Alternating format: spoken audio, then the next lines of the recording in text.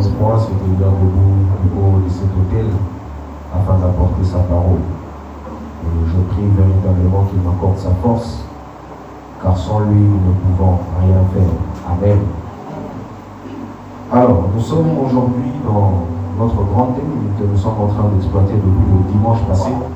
Dimanche passé, nous avons eu à dire que durant tout le mois de février, chaque dimanche, nous parlerons d'un seul grand thème que nous avons intitulé « La part de l'homme dans l'exaucement ». Dis avec moi, la part de l'homme dans l'exaucement. Encore une fois, la part de l'homme dans l'exaucement. Alors, le dimanche dernier, nous avons cité deux actions ou deux choses qui font partie de la part que l'homme doit accomplir afin de vivre et d'expérimenter son exaucement. Alors, dimanche passé, nous avons dit que l'exaucement est comme un deal entre Dieu et l'homme. Et il ne faut pas seulement que Dieu puisse faire sa part, il faut également que l'homme aussi de son côté puisse remplir sa part du contrat afin que l'exaucement soit véritablement expérimenté. Amen. Le dimanche passé, nous avons parlé de deux points. Nous avons dit que premièrement, la part que l'homme doit accomplir pour recevoir son exaucement, c'est être bien positionné. La part que l'homme doit accomplir pour recevoir son exaucement, c'est être à la bonne place.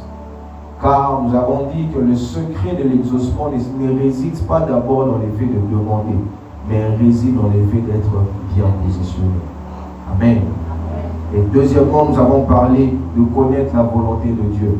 Nous avons dit que l'exaucement est plus facile quand on s'aligne à la volonté parfaite de Dieu. Si tes demandes s'alignent à la volonté parfaite de Dieu, tu es garanti de recevoir ton exaucement.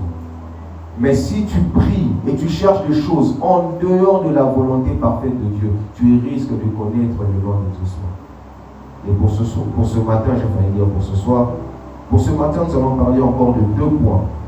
Deux parts que l'homme doit accomplir afin de bénéficier de son exaucement, afin d'être béni et de recevoir de Dieu des grandes choses.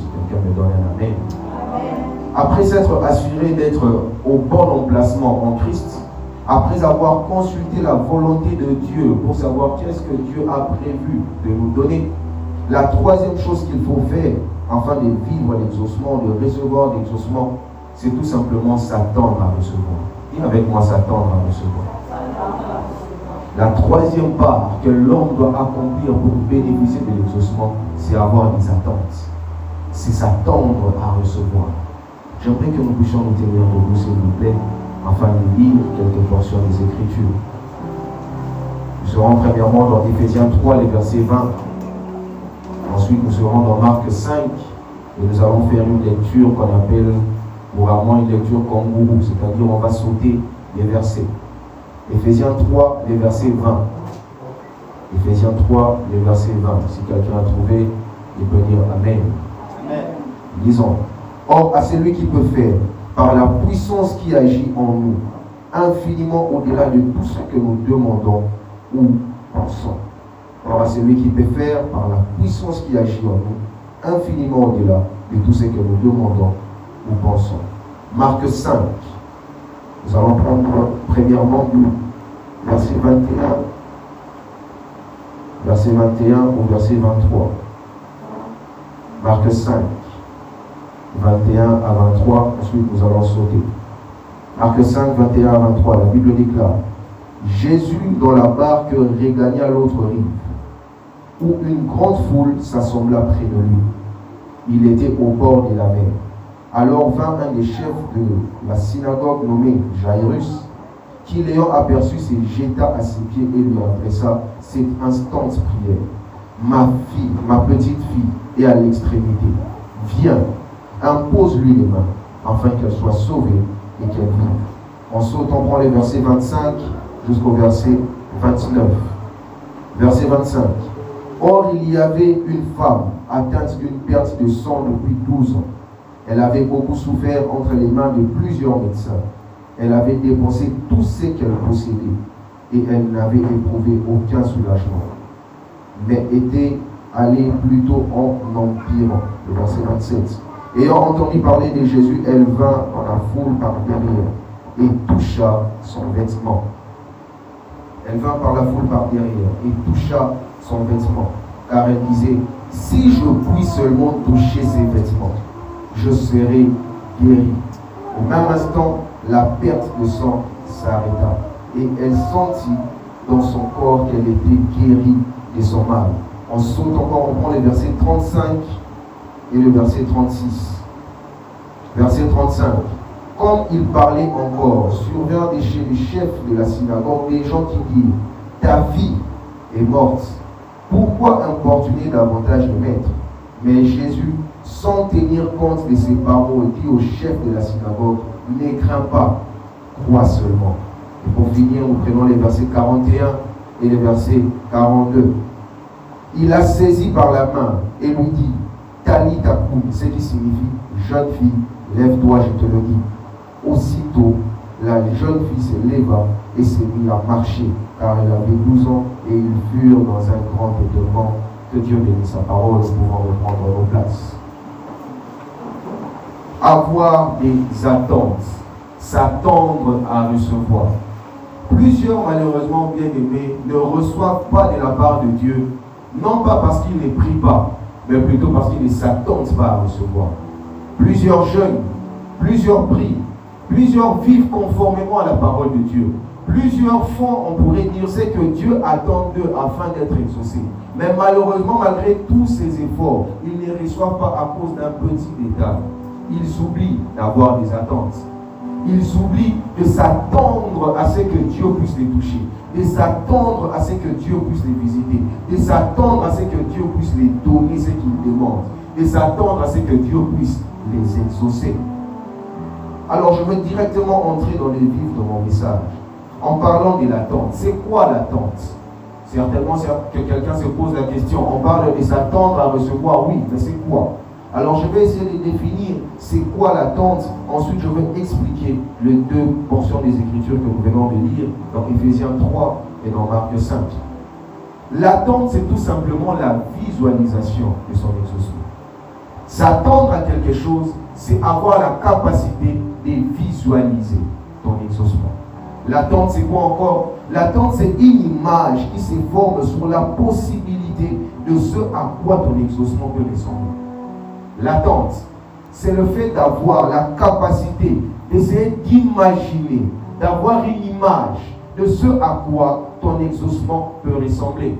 Car bien aimé, si tu pries et tu as la foi que Dieu va t'exaucer, mais que tu n'as aucune image concernant cet exaucement, tu risques de ne pas l'avoir. Alléluia. On va avancer lentement. Bien aimé, tu dois savoir que Dieu, dans son fonctionnement, dans sa manière de faire, a toujours voulu associer notre foi à une image. Quand tu lis la Bible et quand tu parcours toutes les personnes qui ont été exaucées de la part de Dieu, Dieu très souvent, je dirais même toujours, a associé l'exaucement qu'il devait recevoir à une image. Alléluia. Raison pour laquelle la Bible nous enseigne en disant que la foi est une ferme assurance des choses qu'on espère, mais une démonstration de ce qu'on ne voit pas avec les yeux physiques, mais on peut voir autrement. La foi n'est pas une démonstration de ce qu'on n'a jamais vu. Non, il y a moyen de voir, mais pas avec les yeux physiques. Parce que Dieu attache toujours notre foi à une image. Attache toujours notre foi, attache toujours l'exaucement qu'il veut nous donner à une image tangible et palpable qu'on peut avoir. Que la Bible essaye de définir ou de décrire la foi comme étant la démonstration de ce qu'on ne voit pas avec les yeux physiques. Or, ce n'est pas parce que tu ne vois pas avec les yeux physiques que ça n'existe pas. Ce n'est pas parce que tu ne vois pas avec les yeux physiques que tu n'as pas la capacité de voir les choses dont Dieu t'a parlé. Ce n'est pas parce que tu ne vois pas que ça n'existe pas. Amen. Amen. Je veux prendre un verset pour illustrer la chose. Hébreux 11, verset 13. Hébreux 11, verset 13. Ici, la Bible nous parle des héros de la foi. Et la Bible dit ce qui suit. C'est dans la foi qu'ils sont tous morts, sans avoir obtenu les choses promises. Mais ils les ont vues et saluées de loin. Vous ne trouvez pas qu'il y a une incohérence? La Bible dit que ces personnes ont reçu des promesses qui ne se sont pas accomplies. Mais par la suite, la Bible dit encore qu'ils les ont vues et saluées de loin. Comment tu peux voir quelque chose que tu n'as pas touché? Comment tu peux voir quelque chose que tu n'as pas expérimenté? Je vous mets dans le contexte. On est en train de dire ici que Dieu a promis un enfant à une femme qui est stérile. Mais cette femme meurt sans avoir touché l'enfant. Mais la Bible dit que cette femme-là, qui n'a pas touché l'enfant, a vu l'enfant et l'a salué de loin. Quelqu'un comprend ce que je suis en train de dire? Ici, la Bible est en train de nous expliquer qu'il y a des personnes qui ont reçu des promesses par rapport à un travail, par rapport à un voyage, par rapport à une forme d'élévation. Ils sont morts sans expérimenter l'exaucement. Ils sont morts sans expérimenter le voyage, l'élévation, les travaux et toutes ces choses-là. Mais malgré qu'ils sont morts sans l'avoir expérimenté, la Bible dit qu'ils l'ont vu. Comment est-ce qu'ils ont pu voir alors qu'ils n'ont pas expérimenté? Comment est-ce qu'ils ont pu voir alors qu'ils ne l'ont pas vécu? Parce que bien aimé, tu n'as pas toujours besoin de tes yeux pour voir. Tu n'as pas toujours besoin de tes yeux pour voir. Car tu dois savoir une chose avec l'exaucement, bien aimé. Tant que tu n'as pas une image de l'exaucement, l'exaucement ne viendra pas vers toi. Je vais dire ça autrement. Tu dois savoir, bien aimé, qu'une image de ton exaucement, avant l'exaucement, permet l'exaucement. C'est compliqué, mais c'est simple. Avoir une image de ton exaucement, avant l'exaucement, permet l'exaucement. Je vais t'illustrer ça encore d'une autre manière. Amen. Dieu un jour prend Abraham, lui fait sortir dehors et il lui dit, regarde les étoiles. Compte si tu peux compter. Abraham dit, je ne peux pas compter, il y en a trop. Et Dieu lui dit, ça sera comme ça. C'est à ça que va ressembler ta postérité. Pourquoi? Parce que Dieu voulait attacher à la promesse une image. Dieu voulait que Abraham puisse avoir une image de la promesse. Ce qui fait en sorte que quand toi tu regardes les étoiles la nuit, tu ne vois qu'il y a des astres. Mais quand Abraham regarde les étoiles, il voit son exaucement. Quand toi tu regardes les étoiles, tu vois que des choses qui sont en train de briller dans les ciels. Mais quand Abraham regarde les étoiles, il voit l'accomplissement de la promesse de Dieu. Pourquoi? Parce que notre Dieu est un Dieu d'image et de symbole. Et quand Dieu te promet une chose, quand tu t'attends à recevoir une bénédiction, quand tu t'attends à recevoir un exaucement, il faudrait que tu puisses avoir l'image de cet exaucement. Plusieurs ne reçoivent pas tout simplement parce qu'ils n'ont pas l'image. Plusieurs ne reçoivent pas tout simplement parce qu'ils se limitent à avoir une foi, mais une foi vaine. Une foi, mais une foi qui n'a pas de forme. La vraie foi, bien-aimée, lorsque tu l'as, tu as une image. Et Dieu, parfois, pour t'aider, comme avec Abraham, quand il voit que ta foi commence à avoir des problèmes dans le parcours, il t'emmène à avoir une image. Pourquoi? Parce que ce que tu peux voir, tu peux le recevoir. Quelqu'un n'a pas compris ce que je dis. Pourquoi est-ce que Dieu fait ça? Parce que ce que tu es capable de voir, tu peux le recevoir. Si tu es capable d'apercevoir ton exaucement, tu peux vivre ton exaucement. Si tu es capable d'avoir une image de ce à quoi ton exaucement peut ressembler, tu peux le vivre. Mais plusieurs images de l'exaucement sera claire. Tu vivras ton exaucement. Bien-aimé dans le Seigneur, si tu n'as pas plutôt l'image de ton exaucement, même si tu la vois, tu ne sauras pas la reconnaître. Tu dois savoir ceci. Si tu n'as pas l'image de ton exaucement, même si tu vois, tu passes devant ton exaucement, tu risques de ne pas la reconnaître. Je te donne un exemple. Je te dis que je t'ai acheté une Toyota VX 2026. Et ça se trouve au charbonnage, dans un parking là-bas. Si tu n'as pas l'image de la voiture, même si tu arrives au charbonnage, tu vas passer devant ta voiture sans savoir que c'est ta voiture. Pourquoi? Parce que tu n'as pas l'image. Est-ce que quelqu'un comprend ce qu'on dit? Tu comprends ce que je suis en train de dire? Tu peux être exaucé, mais parce que tu manques l'image de ton exaucement, tu peux passer à côté. Récemment, au mois de janvier, ici, il y a Freddy qui devait venir chez moi à la maison.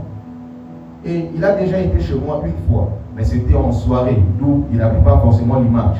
Mais il avait la référence des Canal 7. Et Freddy me témoignera que papa, quand je suis arrivé à Canal 7, j'ai failli prendre les taxis.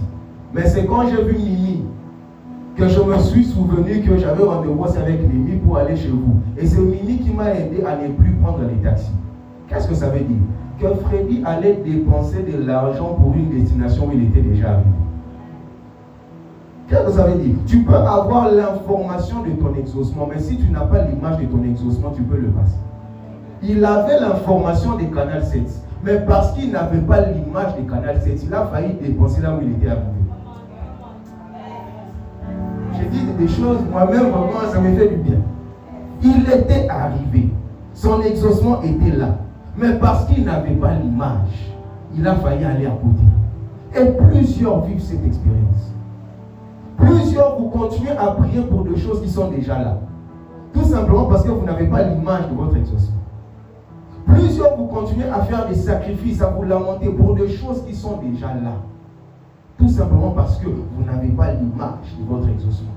Bien aimé, quand tu pries, qu'est-ce que tu vois? Quand tu penses à cet exaucement que tu attends de la part de Dieu, tu vois quoi? Si tu ne vois rien, ne t'étonne pas de ne rien recevoir. Car la part de l'homme dans l'exaucement, c'est s'attendre à recevoir. Et s'attendre à recevoir, c'est avoir une image claire de ce à quoi pourrait ressembler son exaucement. Avoir une image claire de ce à quoi pourrait ressembler ce que Dieu va te donner. Car bien aimé, est-ce que tu sais que l'homme a la capacité de voir sans se déplacer? Tu sais ça?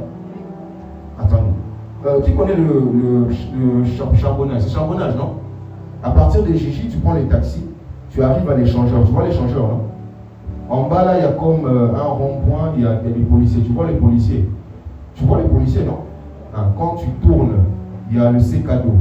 Quand tu tournes, n'est-ce pas? En venant des Gigi, quand tu passes en dessous de l'échangeur, tu vois les policiers. Tu tournes, il y a les C-Cadeau. Il y a des vendeurs qui sont là. Et un peu à côté, il y a ABC Mall. Tu vois ABC Mall, non? Bon, on fait d'abord une pause. Tu es ici. Mais comment tu vois? Tu es ici, non? Mais quand je dis C-Cadeau du charbonnage, n'est-ce pas que tu vois? Quelqu'un comprend ce que je suis en train de dire? Tu es ici, à Gigi, à l'église La Compassion. Mais tu arrives à voir le charbonnage sans être déplacé. C'est pour te dire, bien aimé, que l'homme n'a pas besoin de voir avec les yeux pour recevoir. Raison pour laquelle dans le royaume, nous ne sommes pas de ceux qui attendent de voir pourquoi, mais nous sommes de ceux qui bruitent. Nous sommes de ceux qui ont la capacité de voir sans pour autant avoir reçu, pour avoir la capacité de recevoir. Nous n'attendons pas de voir pourquoi, mais nous emmenons à la manifestation ces choses par la foi. C'est parce que j'ai cru. Et le fait de croire là ne doit pas être une utopie. Il faut que ça soit matérialisé, cristallisé par une image. Et si cette image-là est vraiment bien assise en moi, à la fin, je veux le voir. Bien aimé, si tu ne maîtrises pas une destination, tu auras du mal à t'y rendre. Plusieurs avancent vers leur exaucement, mais ils ne maîtrisent pas la destination. J'ai parlé des charbonnages, c'est facile pour toi parce que tu connais le chemin. Mais si je te parle de Matete, à Kinshasa, à la commune c'est quel district? Moamba. Moamba. Le district de Moamba, la commune de Matete, sur l'avenue Lukui là. Est-ce que tu as une image? Pourquoi? Tu ne connais pas le chemin. Tout pour aller là-bas, tu as besoin que quelqu'un qui connaît là-bas te conduise. Raison pour laquelle, bien aimé, parfois Dieu vient nous soutenir en nous donnant des images qui nous permettront d'être maintenus dans la foi pour l'exaucement. Il voyait que Abraham, le temps est en train de passer. Au point où Abraham est allé faire même un enfant avec une autre femme qui n'était pas sa femme. Alors pour fortifier la foi d'Abraham, qu'est-ce qu'il fait? Il lui donne une image. Bien aimé, tu dois avoir une image de ton exaucement. Si tu n'as pas l'image, tu risques de ne pas recevoir. Alléluia. Et nous avons lu dans Éphésiens 3, les versets 20. La Bible dit que Dieu est capable de faire infiniment au-delà de ce que nous pensons. Ces versets nous enseignent quelque chose de très important. Ces versets nous enseignent que s'il n'y a pas d'attente, Dieu ne peut pas faire au-delà. Parce qu'on dit ici qu'il fait infiniment au-delà de ce que nous demandons et surtout de ce que nous pensons. Dans d'autres versions, on dit imaginons. Donc s'il n'y a pas d'imagination, s'il n'y a pas d'image, Dieu ne peut pas faire au-delà. Pour que Dieu puisse faire au-delà de tes demandes, il faut qu'il puisse avoir une image de la demande. Pour que Dieu puisse faire au-delà de tes demandes, il faut que la demande soit associée à une image. Et en fonction de cette image que tu présentes à Dieu, il partira de ça pour faire au-delà. Bien aimé, tu dois être en mesure d'imaginer ton exaucement. Tu dois être en mesure de donner une forme à ton exaucement. Tu dois être en mesure de donner un visage à ton exaucement. Ton exaucement ressemble à quoi? Quand tu penses à l'exaucement, tu vois quoi? Quand tu penses à l'exaucement, quand tu pries, tu vois seulement les noirs. Ou tu vois les films que tu avais regardés dans la journée. Il y a certains quand il prie, il voit les films. Donc c'est comme si c'était une rediffusion du film qu'il a regardé avant de commencer à prier.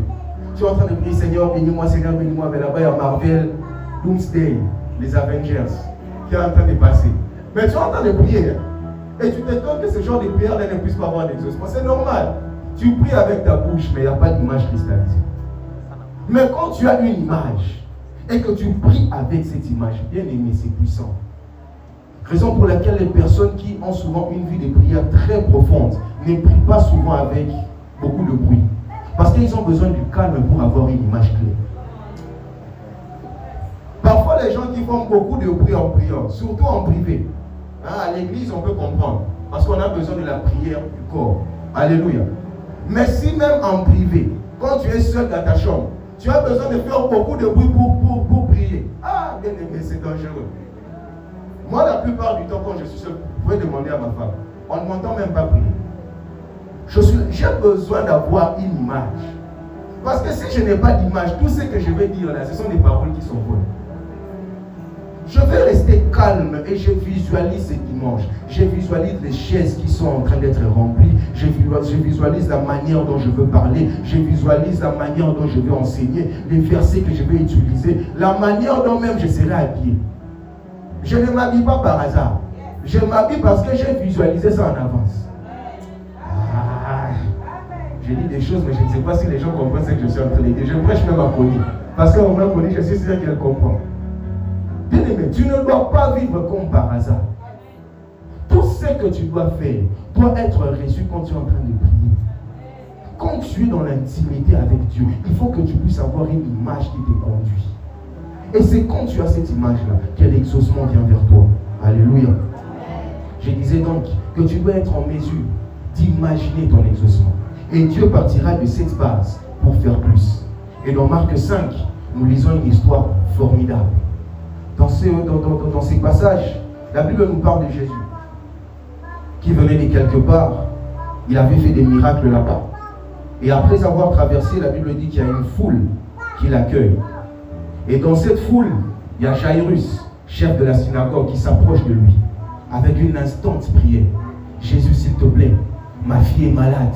Elle est sur le point de mourir. Viens la poser les mains afin qu'elle soit guérie et qu'elle soit sauvée. Jésus accepte de partir avec lui. Et pendant qu'ils sont en chemin, il y a une femme qui perdait le sang depuis 12 ans. Et ce que j'aime avec Marc, contrairement à Luc et à Matthieu, c'est que Marc nous raconte les backgrounds de l'action que cette femme a posée. Matthieu ne nous raconte pas ce qui s'est passé avant l'acte de la femme. Luc non plus ne nous raconte pas ce qui s'est passé avant l'acte de la femme. Mais Marc ici nous précise que cette femme, avant de toucher Jésus, dans son imagination, elle avait déjà dans son imagination les films qui allaient se passer. Et parce qu'elle avait une imagination qui a permis à sa foi d'être cristallisée, les choses se sont faites selon son imagination, pas selon les plans de Jésus. Jésus partait avec Jairus pour aller guérir sa fille. Le plan et le projet de Jésus, c'était ça. Mais la foi d'une femme, associée à une image claire, a fait en sorte que Jésus sorte de son programme. Toi, moi, j'espère que tu comprends les choses que j'ai dit. Cette femme-là, Jésus n'avait pas son programme. Jésus avait le programme de la fille de Jairus. Mais Marc nous dit qu'il y a une femme quelque part dans sa maison. À 5h du matin, elle venait de se réveiller. Elle dit, à 9h, je vais aller au charbonnage. Parce que j'ai appris que Jésus va passer par là. À 5h déjà, elle est en train de se dire pendant qu'elle se lave. Aujourd'hui, quand j'irai là-bas, je veux le voir passer, je veux me faufiler, je veux toucher les pans de sa robe et je serai guéri. Elle n'a fait que répéter ça. Et ces mots ne sont plus restés des mots, c'est devenu une image. Et cette image-là, tellement c'est resté, ça s'est cristallisé, ça s'est manifesté dans l'exaucement. Bien aimé, quand tu as une image claire, tu vis l'exaucement. Cette femme-là n'a jamais entendu dire que Jésus a fait ces miracles avant. C'était la première fois qu'un tel miracle se passe dans le ministère de Jésus. Où est-ce que dans la Bible vous avez déjà vu que l'habit de quelqu'un guéri? C'est arrivé après Jésus avec Pierre, où il y avait même son ombre qui était capable de guérir. Donc cette femme-là, autrement dit, a inauguré un miracle que même Jésus n'avait pas prévu. Elle a inauguré un miracle dans la Bible qui n'était même pas dans le programme de Jésus.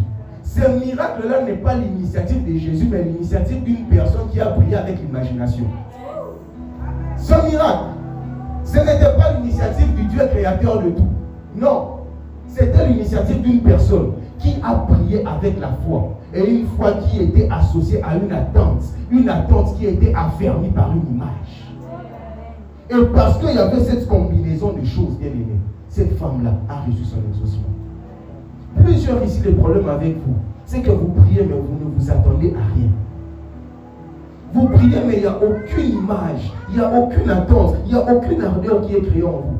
C'est pour ça que parfois les églises, on aime organiser des grandes croisades, des grandes activités, inviter des grands bishops. Pourquoi? Pour qu'on t'aide à élever un peu les niveaux des attentes. Parce que si je t'envoie chez l'homme de Dieu Chancy, afin de prier pour ton problème, c'est trop naturel.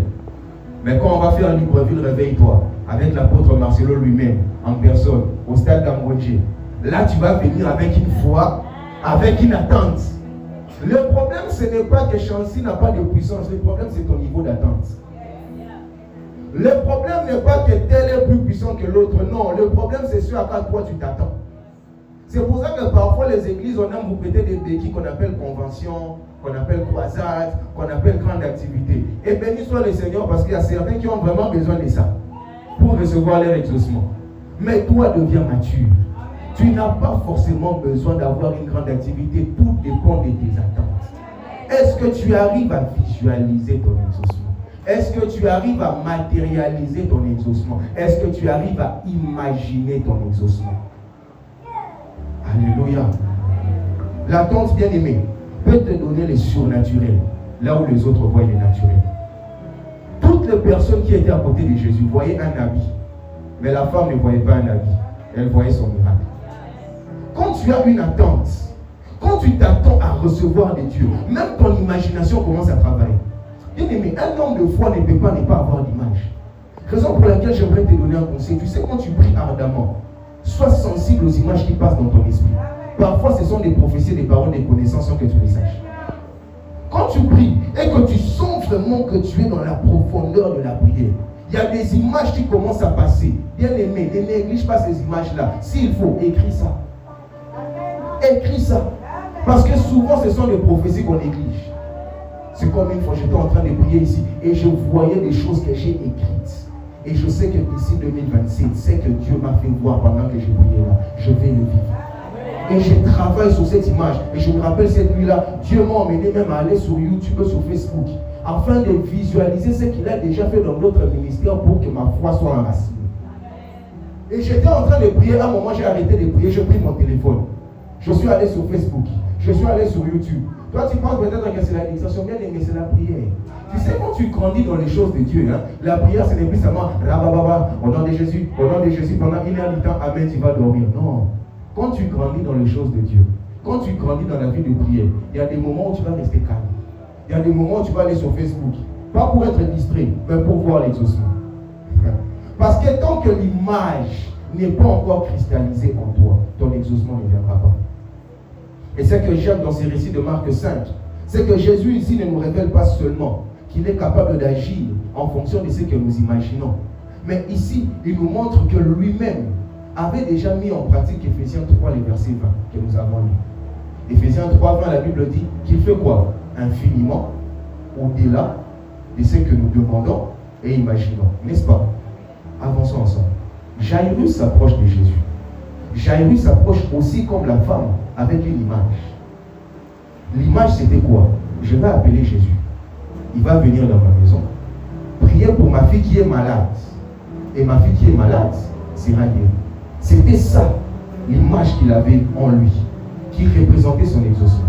Mais pendant qu'ils sont en train d'avancer, Jairus voit quelque chose de formidable. Jésus guérit une autre femme avant sa fille. C'était certainement une motivation pour sa foi.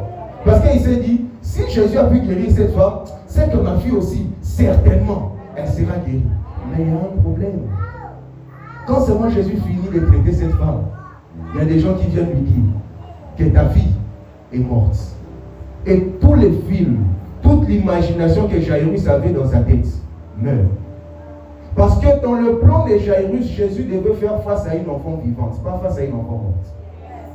Dans la manière dont Jairus avait conçu son exaucement, dans la manière dont Jairus avait conçu son miracle, Jésus devait guérir, pas ressusciter. Et c'est là maintenant que Jésus entre en scène et dit à Jairus, calme-toi.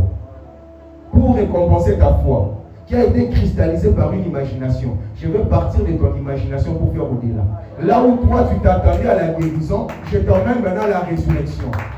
Je suis venu dire à quelqu'un ce matin, je ne sais pas ce à quoi tu t'attends de la part de Dieu, mais je suis venu te présenter un Jésus qui peut partir de ce dont tu t'imagines pour faire au-delà. Je ne sais pas quelle guérison tu attendais dans ta vie, mais je suis venu te parler d'un Jésus qui, même si là où il y avait la maladie, la mort est entrée, mais parce que toi tu avais une image, parce que toi tu avais un dépôt, parce que toi tu avais une base, Jésus partira de cette base sans tenir compte de ce qui se passe à côté, afin de te donner infiniment au-delà de ce à quoi tu t'attends et de ce que tu peux t'imaginer. Car ce que j'aime avec ce passage, donne-moi un amen, c'est que Jésus, la Bible dit que quand ces hommes-là sont venus annoncer la mort de la fille, Jésus n'en a pas tenu compte.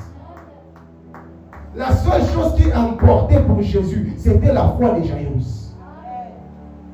Raison pour laquelle il a dit à Jairus, ne crains pas, crois seulement.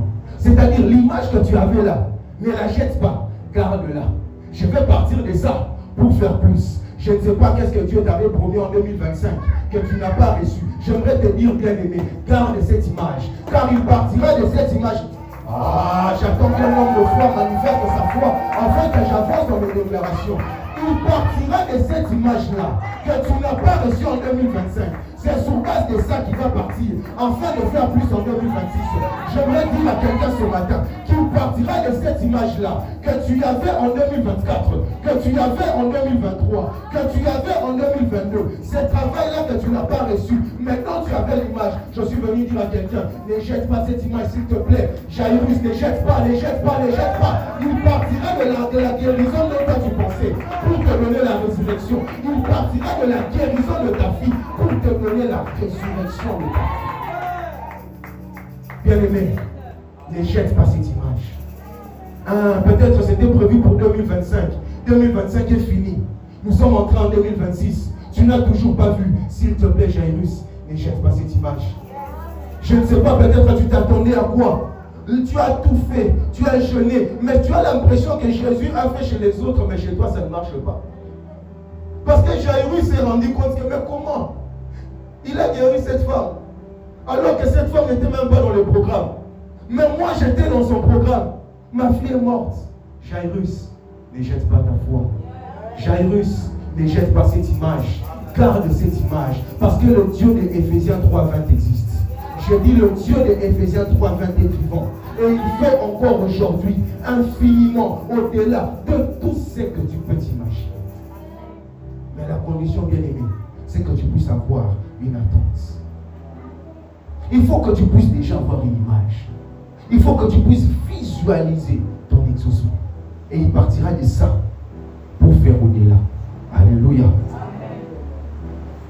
Très rapidement, il ne me reste plus beaucoup de temps. Le deuxième point pour ce matin, je parlais de Satan, d'avoir des attentes. Et avoir des attentes, c'est avoir une image. Et deuxièmement, bien aimé, c'est que l'homme doit faire afin de pouvoir jouir de son exaucement. J'ai appelé ça devenir afin d'acquérir. Dis avec moi devenir afin d'acquérir. Galates 4, le premier et le deuxième verset. La Bible dit, or aussi longtemps que l'héritier est enfant, je dis qu'il n'est différent en rien d'un esclave, quoiqu'il soit le maître de tout. Mais il est sous les tuteurs et les administrateurs jusqu'au temps marqué par les pères. Bien-aimé dans le Seigneur, tu dois savoir ceci, que certains exaucements sont conditionnés par un changement d'état. Certains exaucements sont conditionnés par un changement d'état. C'est-à-dire que tant que tu es toujours dans ton état initial, l'exaucement ne viendra pas. Certains exaucements, bien-aimés, sont conditionnés par un mouvement qui doit être fait dans ta vie. Certains exaucements nécessitent que quelque chose se passe que tu puisses passer d'un point A à un point B par rapport à ton identité. Normalement, si tu veux devenir maman, au préalable, tu dois d'abord être épouse de quelqu'un. Normalement, si tu as le désir de devenir papa, au préalable, tu dois d'abord être le mari de quelqu'un. Mais plusieurs sont comme ces personnes qui veulent être papa et maman, mais sans vouloir passer par le mariage. Aujourd'hui, peut-être avec la société, certaines choses sont acceptées, mais bien aimé, dans la parole de Dieu, il y a des étapes à respecter. Et tant que tu ne deviens pas la personne qu'il faut pour ton exaucement, l'exaucement ne viendra pas vers toi. Tant que tu ne deviens pas la personne qu'il faut pour ton exaucement, l'exaucement ne viendra pas vers toi. Je vais te donner un exemple, bien-aimé, pour que tu puisses comprendre. Dieu a besoin que tu puisses devenir quelqu'un de nouveau.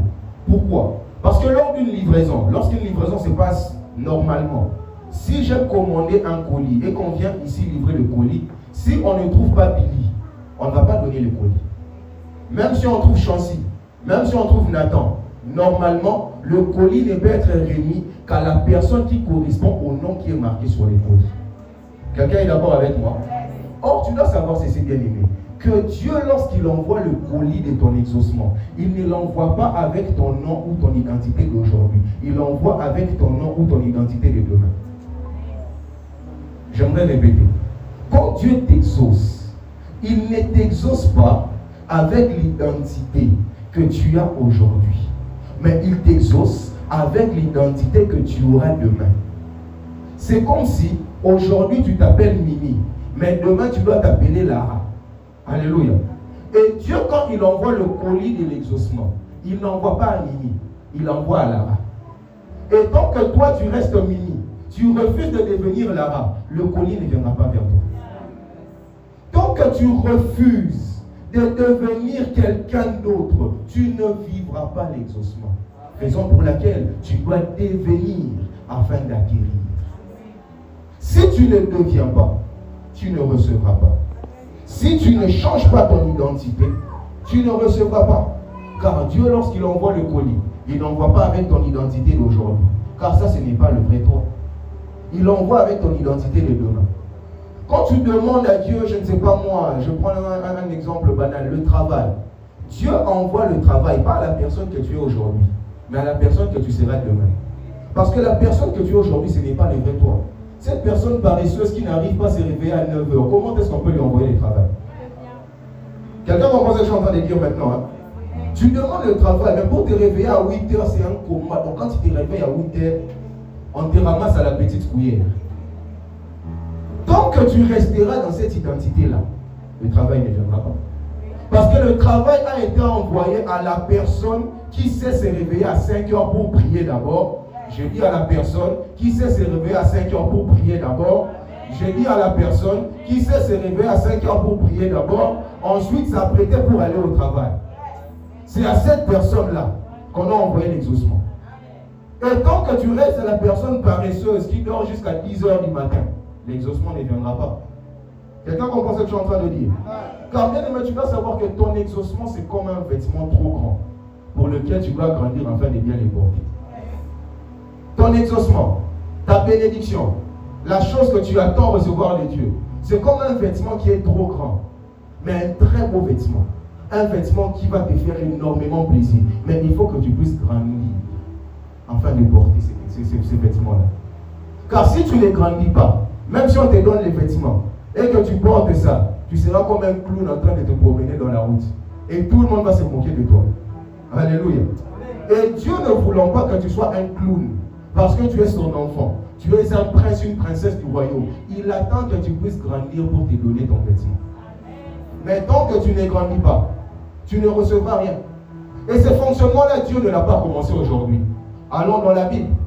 Lorsque Abraham et Sarai devaient recevoir Isaac, avant de recevoir Isaac, remarquez avec moi que Abraham est devenu Abraham et Sarai est devenue Sarah. Parce que Dieu change d'abord l'identité avant de donner l'exaucement. Restons encore dans la Bible. Dans Genèse 32, lorsque Jacob devait recevoir sa bénédiction, l'ange n'a pas béni Jacob. Il fallait que Jacob devienne Israël. Ensuite, l'ange pouvait le bénir. tant que Jacob restait Jacob, la bénédiction ne viendrait pas. Allons maintenant dans le Nouveau Testament. Il appelle Simon. Simon qui veut dire roseau. Roseau qui veut dire instable. Mais le projet, c'est que cet instable-là soit la fondation de l'église. Raison pour laquelle, avant de faire de lui la fondation de l'église, il change le nom. Il enlève de Simon et il appelle maintenant Pierre. Parce que sous cette pierre, je bâtirai mon église. Bien aimé, tant que tu ne changes pas d'identité, tant que ton identité ne change pas, l'exaucement ne viendra pas. Il l'appelle Saul, le tueur. Mais avant de faire de lui le plus grand apôtre, parce qu'il a écrit 3/4 du Nouveau Testament, il lui change d'identité. Il l'appelle maintenant Paul. Il enlève Saul et il laisse Paul. Pourquoi? Parce que surtout chez les Hébreux, ton nom c'était ton identité. Les Hébreux ne donnaient pas les noms n'importe comment comme aujourd'hui. Surtout avec les jeunes couples, on entend des noms là, tu te dis, dire les Charles Bar. Ça c'est quel prénom ça tu donnes? Un prénom qu'on ne sait même pas prononcer. Et les Hébreux ne donnaient pas le nom n'importe comment. Ton nom reflétait ton identité. Raison pour laquelle Simon, qui veut dire roseau, vous remarquerez que dans le comportement, dans l'attitude de Pierre, Pierre était instable. Pierre était toujours agité. Pourquoi? Le roseau, quand il est au vent, il bouge à tout moment. Et c'était sa pierre. C'est pour ça que, bien aimé, un conseil, ne jouez pas avec les noms. Les futurs parents, amen. Les futurs parents, amen. Choisissez bien le nom de vos enfants. Évitez de donner le nom de tendance qui sont à la mode. Tu vas appeler ta fille Lady Gaga. C'est quel esprit que tu veux communiquer à ta fille? Oh non, c'est un nom stylé, ça fait genre. Hein? C'est quel nom que tu es en train de coller à ton enfant? Raison pour laquelle, même si tu es là, tu as un nom qui n'est pas bien, qui n'a pas une bonne signification. Tu as le droit d'enlever ce nom et de te donner un nouveau nom. Je suis pas sérieux. Parce que le nom, c'est toi. Surtout chez les Hébreux, le nom représente ta personne. D'où bien aimé, tu as la possibilité d'échanger ton nom, s'il faut. Je ferme la parenthèse. Ce que je voulais te faire comprendre, c'est que chez les Hébreux, le nom, c'était l'identité. Et ce que Dieu voulait changer en réalité, ce n'était pas le nom, ce n'était pas le prénom, mais c'était l'identité de la personne. Donc si tu ne changes pas ton identité, tu ne pourras pas recevoir ton exaucement. Aujourd'hui, quelle est ton identité? L'identité que tu as aujourd'hui, là, c'est ça qui bloque ton exaucement. Aujourd'hui, ton identité, c'est retard. Alléluia. Aujourd'hui, ton identité, c'est la personne qui, quand le rendez-vous est à 10h, c'est à 9h50 qu'elle entre sous la douche. Maintenant, quand tu as une telle identité, comment on fait? Ma soeur, tu demandes le mariage, mais ton identité, c'est impolie, c'est insoumise, c'est femme forte et battante, femme qui n'a pas besoin d'homme, woman king, king girl, girl power. C'est ça ton identité d'aujourd'hui. Maintenant, tu vas faire quoi avec le mariage? Entre nous, soit dit. Toi, tu es woman king. Maintenant, est-ce que tu as encore besoin d'un king à côté? Toi-même, tu es déjà tout. Quelle est ton identité d'aujourd'hui? Ton identité d'aujourd'hui, c'est malhonnête. Et tu veux devenir ministre. Bien aimé, s'il te plaît, on souffre déjà assez comme ça. Pas toi. Pardon, pas toi. Aujourd'hui déjà, pour des 500 francs, des 1000 francs, tu as du mal à être réglo. C'est quand on va te confier des milliards qui peuvent disparaître sans que personne ne sache. Est-ce que quelqu'un comprend ce que je suis en train de dire? Ton identité d'aujourd'hui, c'est ça qui bloque ton exaucement. Aujourd'hui, ton identité, c'est quoi? Impudique. Et c'est toi qui veux l'élévation. Tu es dans les ministères. Tu veux devenir pasteur d'une église avec de jolies femmes comme ça. Mais ton identité, c'est impudique. Tu cherches ta tombe. Tu cherches ta tombe. Quelle est ton identité d'aujourd'hui? Parce que l'identité n'est pas toujours le nom, mais c'est la personne que tu es. Qui tu es aujourd'hui? Si cette personne-là que tu es aujourd'hui reçoit cet exaucement, tu ne vas rien faire de ça. Tu ne vas rien faire avec, c'est pour ton malheur que tu vas le recevoir. N'oubliez pas que Jacob voulait dire voleur, supplanteur. Raison pour laquelle il fallait que l'ange puisse lui changer les noms. Sinon, il risquerait de voler en tant qu'Israël. Bien aimé, tu dois changer ton identité. Car si ton identité ne change pas, l'exaucement ne viendra pas. Pour finir, pourquoi est-ce que tu dois changer ton identité? Pourquoi est-ce que tu dois devenir afin d'acquérir? Je vais donner 2 exemples tirés de la Bible et 3 exemples tirés de la vie courante. Car la Bible déclare que la nature nous enseigne. Alléluia. Matthieu 9, 16 à 17. La Bible dit, c'est Jésus qui parle. Personne ne met une pièce de drap neuf à un vieil habit, car elle emporterait une partie de l'habit et la déchirure serait pire. On ne met pas non plus du vin nouveau dans des vieilles outres. Autrement, les outres se rompent, les vins se répandent, et les outres sont perdues, mais on met les vins nouveaux dans des outres neuves. Et le vin et les outres se conservent. Pourquoi est-ce que Dieu veut que tu changes? Parce que si tu restes la même personne que tu es, la personne que tu es au présent va gaspiller ta bénédiction du futur. Et parce que Dieu ne veut pas que ta bénédiction du futur soit gaspillée, c'est comme ça qu'aujourd'hui, il te demande de devenir un outre neuf afin de recevoir un nouveau vin. Il te demande d'être un habit neuf afin qu'on puisse coller à toi un autre habit neuf. Deuxièmement, Genèse 32, le verset 24 au verset 29. Nous connaissons l'histoire de Jacob avec l'ange. Deuxièmement, pourquoi est-ce que Dieu veut que tu puisses devenir afin d'acquérir? Pourquoi Dieu veut que tu puisses changer d'identité? C'est tout simplement parce qu'il est bien aimé. Tant que tu te bats sans la bonne identité, tu perds ton temps. Quand tu te bats, tu fais beaucoup d'efforts, mais tu n'as pas la bonne identité, tu perds ton temps. Plusieurs sont comme des Jacob qui sont en train de se battre avec l'ange. L'ange voit que Jacob se bat beaucoup. Mais avant de le bénir, lui pose d'abord la question par rapport à son identité. Et Jacob répond, je suis voleur, je suis Jacob. Parce que Jacob veut dire voleur. Il répond, je suis voleur. Et l'ange fait comprendre que tant que tu restes voleur, tu vas te battre même pendant 1000 ans. Il n'y aura rien. Il faut d'abord que tu changes d'identité. Et c'est là que quelque chose va se passer. Plusieurs jeunes, plusieurs prient, plusieurs donnent de grosses offrandes, mais refusent de changer. Plusieurs fournissent des efforts, mais refusent de devenir la personne qu'il faut pour être exaucé. Tu es comme Jacob. Tu t'es battu depuis que tu t'es battu avec l'ange. Accepte qu'on change ton nom. Tu ne veux pas. Tu veux rester la même personne. Et c'est cette personne-là que Dieu doit bénir. Si tu veux rester la même personne, mais c'est cette personne-là que Dieu doit élever. Jusqu'à aujourd'hui, toi, l'alcool, tu ne peux pas arrêter. Mais tu veux devenir servante de Dieu à l'église. Tu veux monter ici, dire Alléluia, Amen, on va prier. Et après, quand on va aller au coin là-bas, on te voit avec une bouteille en cachette. C'est ça que tu veux? Non. Et Dieu veut que tu changes. Parce que sinon, tu vas te battre. Tu vas te battre. Tu vas te battre. Mais il n'y aura aucun résultat. Plusieurs dans les églises sont déçus à cause de ça. Depuis qu'ils jeûnaient, ils priaient, ils jeûnaient, ils priaient, mais rien ne se passe. Pourquoi? Ils ne veulent pas changer d'identité. Troisièmement, un exemple tiré de la vie courante, un exemple tiré du monde. Pourquoi est-ce que Dieu veut que tu changes d'identité? Pourquoi est-ce que Dieu veut que tu puisses devenir afin d'acquérir? Parce que bien aimé, l'identité attire.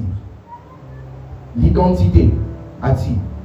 Il y a des recherches qui ont été faites, on a prouvé qu'un enfant de riche, même si à un moment de sa vie, il perd l'argent, il a beaucoup plus de chances de redevenir riche. Beaucoup plus qu'un enfant de pauvre qui est très intelligent. Ce n'est pas à cause de la classe sociale, mais c'est à cause de l'identification. Quand il a grandi, il s'est tellement habitué à la richesse que pour lui, la richesse est normale. Alors que l'enfant de pauvre, pour lui, la richesse est quelque chose d'extraordinaire. C'est comme ça qu'il panique. C'est prouvé. On a fait des études par rapport à ça. Tout bien aimé, il faut que tu puisses t'identifier à des bonnes choses. Il faut que tu puisses t'identifier comme étant la personne que tu seras demain. Et qu'aujourd'hui, déjà, tu commences à te comporter comme la personne que tu seras demain. Ce n'est pas aujourd'hui que je commence à me comporter comme un pasteur. Demandez à ma femme, en réalité, c'est ma fille. Aujourd'hui, c'est Denis, ma femme. L'histoire est très longue. Donc, je ferme la parenthèse. C'est depuis 2017 que j'étais déjà pasteur sans église. Pourquoi? Je devais m'identifier à la personne que je serai afin de le devenir. Parce que si tu restes la personne que tu es aujourd'hui, tu ne deviendras pas la personne que tu dois être demain. Les scientifiques ont prouvé qu'un enfant riche, même s'il n'est pas très intelligent, parce qu'il s'identifie aux bonnes choses, il s'identifie aux bons circuits, aux bons couloirs, il deviendra riche. Raison pour laquelle un conseil bien aimé, ne t'identifie jamais aux choses basses, à la bassesse, à la pauvreté, à l'échec. Évite d'avoir souvent ce langage-là. Hey, c'est trop cher pour qui? Est-ce que sur cette terre, il y a une chose qui peut être trop chère pour Elon Musk? Il n'y en a pas. Pourquoi? Son identité, il est riche. Et il faut que tu puisses t'identifier aux bonnes choses, t'identifier à la richesse, au succès, à l'élévation, à la sainteté. Bon, tu peux même t'identifier à la sainteté et tu vas le devenir. Alléluia. Quatrièmement, il ne reste plus beaucoup de temps. Pourquoi Dieu veut que tu puisses devenir afin d'acquérir? Parce que certains postes, nous le voyons même dans le monde, certains postes au niveau du travail nécessitent d'avoir un état civil particulier pour l'occuper. Je ne sais pas si ici aussi c'est comme ça, mais au Congo, il y a des entreprises où pour que tu puisses avoir ce poste-là, il faut que tu sois marié. Si tu n'es pas marié, même si tu as la compétence, même si tu es le plus compétent de toute l'entreprise, tu ne l'auras pas. Et avec Dieu aussi, c'est comme ça. Tant que tu es célibataire, même si tu es le meilleur, tu n'auras pas ce poste-là. Et avec Dieu aussi, c'est ainsi. Tant que tu gardes cette identité-là, même si tu fais comment, ce poste-là, cet exaucement-là, tu ne l'auras pas. Pour atteindre cette place-là, il faut que tu acceptes de changer. Je connais une amie, on a failli l'épouser comme ça par un gars au début, il avait l'air très amoureux. Mais plus tard, il a découvert que tout ce qu'il voulait, c'était l'épouser afin d'avoir un poste là au niveau du gouvernement. Je dis, vous voyez les choses en question. Mais même dans l'église, c'est comme ça, bien aimé. Tu peux avoir l'onction, tu craches le feu. Mais si tu vis dans une relation impudique, avec un homme, une femme que tu n'as pas épousé, tu ne peux pas monter ici. Tu ne peux pas. La Bible est claire. Celui qui aspire à la charge de diacre, je paraphrase, aspire à quelque chose de noble. Mais il faut qu'il soit marié. Or, on ne peut parler de mari que quand il y a mariage. Si tu es là, tu aspires à la polygamie. Hein, Chancy, si tu aspires à la polygamie, oublie ces micros. Si tu aspires à avoir 3-4 femmes comme le gouvernement l'autorise, oublie les charges et les responsabilités que tu as. Si tu aspires à vivre dans un mariage là bizarre, oublie. Parce que autant dans le monde, il y a des critères pour occuper certains postes, même dans l'œuvre de Dieu. Tu ne peux pas être là, tu es concubin, tu es polygame, et tu montes ici, tu nous prêches tranquillement. Franchement. Pour finir, pourquoi est-ce que Dieu veut que tu puisses devenir afin d'acquérir? Parce que ton identité peut détruire tout ce que tu as bâti. Je disais, ton identité peut détruire tout ce que tu as bâti. Proverbe 14, le premier verset, la Bible dit que la femme sage bâtit sa maison, mais l'insensé la détruit de ses propres mains. Or, on ne peut détruire que ce qui a été bâti. C'est-à-dire que la femme insensée avait bâti. Et puis parce qu'elle est restée insensée malgré qu'elle avait bâti, elle s'est retrouvée encore en train de détruire tout ce qu'elle avait bâti. Ton identité bien-aimée peut détruire tout ce que tu as bâti. Ne te plaît pas de recevoir des bénédictions de la part de Dieu alors que tu n'as pas changé. C'est toi qui vas pleurer demain. Tu ne veux pas abandonner le péché. Tu ne veux pas abandonner les choses que Dieu te dit d'arrêter. Mais tu vois des bénédictions, tu es content. C'est toi qui vas pleurer demain. Parce que ton identité finira par tout détruire. Et quand je parle de ce passage, il y a toujours une femme qui me vient en tête. Meghan Markle, qui connaît Meghan Markle. Meghan Markle, c'est l'épouse du deuxième fils de l'actuel roi d'Angleterre. Le roi d'Angleterre, le prince Charles. Aujourd'hui, il est le roi Charles III. Son deuxième fils s'appelle Harry. Et Harry a épousé Meghan. Meghan qui était une actrice hollywoodienne. Elle tournait des films, elle faisait sa vie d'actrice, des stars. Aux États-Unis, à Hollywood, là-bas. Mais ce que j'aime avec cette histoire, c'est que quand elle s'est mariée avec Harry, la Meghan qui portait des petites robes ici, commençait à couvrir ses jambes jusqu'en bas. La Meghan qui laissait les décolletés, commençait à couvrir jusqu'ici. Pourquoi? À cause de la nouvelle identité qu'elle avait acquise. Mais aujourd'hui, nous avons des princesses de Dieu qui, malgré qu'elles sont filles du grand roi, continuent à apporter des choses ici. Mais une princesse du monde, à cause de sa nouvelle identité, c'était une star. Hein? Mais elle a accepté, pendant un temps, d'abandonner son style vestimentaire d'avant pour s'habiller comme la royauté les demandait. Elle a accepté. Elles ont vécu avec Harry pendant un certain temps. Mais à un moment, parce que Meghan n'avait pas voulu changer son identité, tout ce qu'elle avait bâti, le fait de devenir princesse, elle avait la possibilité de devenir reine d'Angleterre demain. Mais à cause de son identité hollywoodienne qu'elle n'a pas voulu changer, tout ce qu'elle avait bâti a été détruit. Aujourd'hui, Harry a été déshérité de la royauté. Pourquoi? Parce qu'elle est arrivée à Buckingham Palace. Elle a voulu transformer Buckingham Palace en Hollywood. C'est comme plusieurs ici. Vous venez en Christ et vous voulez transformer l'église en monde. Et on doit vous accepter. Et aujourd'hui, de plus en plus de pasteurs cèdent à la tentation. Aujourd'hui, si tu veux être un pasteur cool, il faut être un clown. Il faut faire des vidéos d'invitation bizarres. Hey, toi, tu ne viens pas à l'église, pourquoi? Dimanche, tu vas venir à l'église. Bien aimé, tu ne me verras jamais faire ça. Jamais. Si c'est ça qui marche ici au Gabon, que ça marche pour eux, moi je me contente de ce que j'ai. Aujourd'hui, pour devenir un pasteur qui attire les gens, il faut porter des jeans, il ne faut plus porter des vestes comme ça. Des jeans déchirés, des coiffures bizarres. Bien aimé, même si je veux avoir une église de 5 personnes, je préfère avoir une église de 5 personnes que d'adopter une identité bizarre, qui n'a ni tête ni queue. Aujourd'hui, si tu veux avoir une grande église, il faut prendre certains messages et les mettre à la poubelle. Parce que ce sont des messages qui dérangent. Ce sont des messages qui n'attirent pas. Bien aimé, si maman c'est ça que tu veux, et c'est à ça que tu t'attends ici, tu finiras comme Meghan. Buckingham Palace est resté comme c'était depuis 1765-1282. Mais elle qui a voulu venir apporter la modernité, elle a été renvoyée. Et plusieurs ici, vous risquez d'être comme des Meghan Markle. Tu arrives à la royauté, tu jouis de la royauté, mais parce qu'en toi, il y a toujours cette identité-là hollywoodienne, woman king, woman je ne sais pas moi quoi. Un jour, tu manques du respect à ton mari et le mariage prend fin. Pourquoi? Parce qu'aujourd'hui, tu n'as pas voulu changer ton identité. Raison pour laquelle la Bible dit dans Jérémie 17, le verset 4, je paraphrase, que tu perdras par ta propre faute ton héritage. Ce n'est pas le diable qui t'a volé, non. Ce n'est pas Dieu qui n'a pas voulu te donner, non. Mais c'est toi-même, par ta propre faute, qui perdras ton héritage. Car Dieu ne veut pas seulement que tu puisses être exaucé, il veut que tu puisses jouir de ton exaucement. Et pour ça, premièrement, tu dois accepter, tu dois plutôt avoir des attentes de la part de Dieu.